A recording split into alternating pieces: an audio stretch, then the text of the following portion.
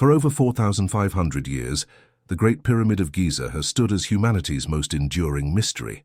Who built these colossal monuments that required moving over 2.3 million stone blocks, each weighing up to 15 tons, with precision that rivals modern engineering? For centuries, the answer seemed simple: slaves. Countless Hollywood movies, history books, and documentaries have perpetuated the image of thousands of Hebrew slaves, whipped and beaten, dragging massive stones across the desert under the scorching Egyptian sun. But groundbreaking archaeological discoveries made in the last decade have completely shattered this narrative, revealing a truth so extraordinary that it rewrites everything we thought we knew about ancient Egypt and the people who built the world's greatest architectural wonder.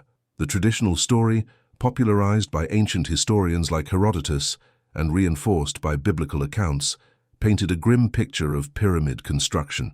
According to this narrative, pharaohs enslaved vast populations to build their eternal monuments, using brutal force and human suffering to achieve architectural immortality. This version became so deeply embedded in popular culture that questioning it seemed almost heretical. Archaeological evidence seemed sparse and inconclusive, leaving room for speculation and romanticized theories about advanced alien technology or lost civilizations. But recent discoveries at the Giza Plateau have provided unprecedented insights into the daily lives, working conditions, and social status of the pyramid builders, painting a completely different picture of ancient Egyptian society.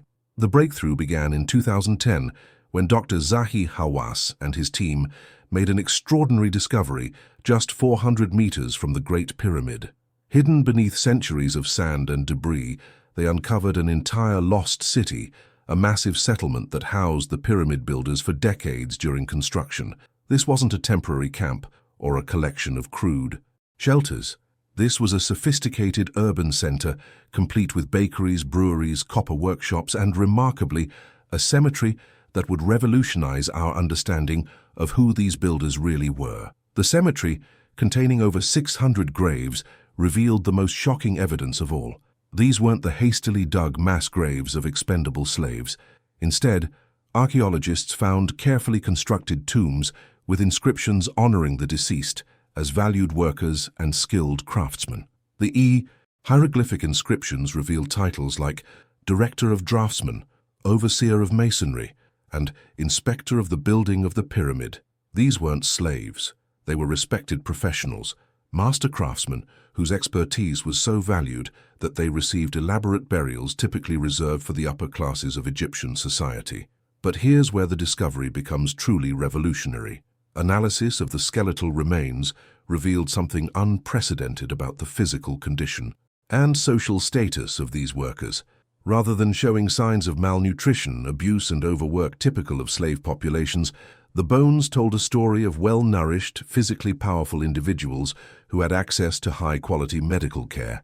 Many skeletons showed evidence of healed fractures that had been professionally set, indicating that injured workers received immediate medical attention rather than being left to die or discarded as expendable labor. The medical evidence was groundbreaking.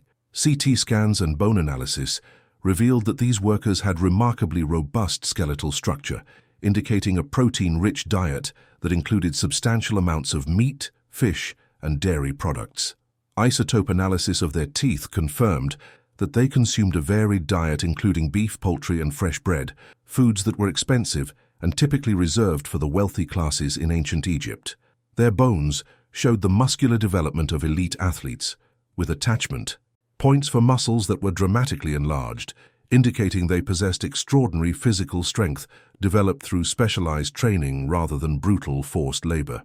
The workers' settlement provided even more stunning revelations about their elevated status in Egyptian society. The bakeries found at the site could produce over 4,000 loaves of bread daily, using high-quality wheat rather than the barley typically fed to slaves or common laborers. The breweries produced thousands of gallons of beer each day, not the weak, watery beer given to workers, but strong, nutritious beer that was considered a luxury item in ancient Egypt. Archaeological analysis revealed that these workers consumed more meat per capita than most modern populations, with evidence of regular feasts featuring entire roasted cattle. But perhaps the most remarkable discovery was the presence of a sophisticated medical facility within the workers' settlement.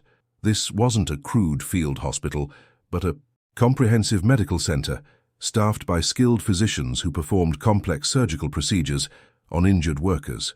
Papyrus fragments found at the site contain detailed medical instructions for treating construction injuries, setting broken bones, and even performing brain surgery on workers who suffered head trauma. The level of medical care provided to these workers exceeded what was available to most ancient populations and demonstrates that their safety and well-being were primary concerns for the pyramid's organizers. The organizational structure revealed through these discoveries completely overturns our understanding of ancient Egyptian society and labor systems. Rather than a slave-based economy, the pyramid construction employed what modern economists would recognize as a sophisticated guild system. Workers were organized into specialized teams with names like Friends of Khufu and Drunkards of Menkaure, suggesting a competitive but collegial atmosphere rather than the brutal hierarchy of slavery. Each team consisted of approximately 2,000 workers, divided into specialized crews of 200, each responsible for specific aspects of construction, such as quarrying, transportation, or precision stone placement.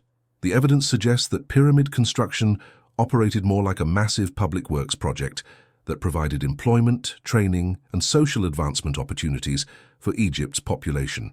Workers came from across the kingdom, drawn by the prospect of steady employment, excellent working conditions, and the social prestige of contributing to the pharaoh's eternal monument. Many inscriptions found at the site express pride in their work, with statements like, "We did this with pride," and "The gang Drunkards of Menkaure" carved into stone blocks, indicating these workers viewed their labor as an honor rather than a burden. The implications of these discoveries extend far beyond just correcting historical misconceptions about pyramid construction. They reveal that ancient Egypt possessed organizational capabilities and social structures that rival modern industrial societies. The logistics of feeding, housing, and coordinating over 20,000 specialized workers for decades required administrative systems of extraordinary sophistication.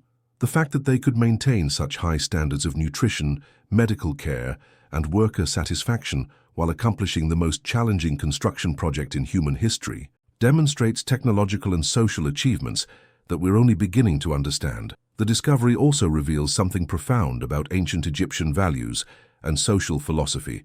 Rather than viewing massive construction projects as opportunities for exploitation and oppression, Egyptian leadership invested enormous resources in ensuring worker welfare, safety, and dignity. The medical facilities, high-quality food, comfortable housing, and respectful burial practices demonstrate a society that valued human life and well-being to a degree that was remarkable for the ancient world and would be impressive even by modern standards. This rewriting of pyramid construction history forces us to reconsider our assumptions about ancient civilizations and human progress. The sophisticated labor organization, advanced medical care, nutritional programs, and social systems revealed at Giza suggest that ancient Egyptians achieved levels of social organization and worker welfare that wouldn't be seen again in human history until the modern industrial age. They accomplished the impossible not through brutal exploitation, but through creating the world's first advanced civilization that prioritized both monumental achievement and human dignity. The story of the pyramid builders reminds us that our ancestors were capable of extraordinary achievements through cooperation, expertise, and social innovation rather than oppression and violence. These discoveries transform the pyramids from monuments to human suffering into symbols of what humanity can accomplish when knowledge, organization, and respect for human dignity combine to tackle seemingly impossible challenges. Thanks for watching. If you found these revelations as mind-blowing as we did, consider giving us a thumbs up and subscribe to our channel for more discoveries that continue to reshape our understanding of ancient civilizations. Let us know in the comments what you think about the possibility that ancient societies might have been more advanced and humane than we previously believed. What other historical misconceptions might archaeological evidence overturn in the future? Until next time, keep questioning everything we think we know about our past.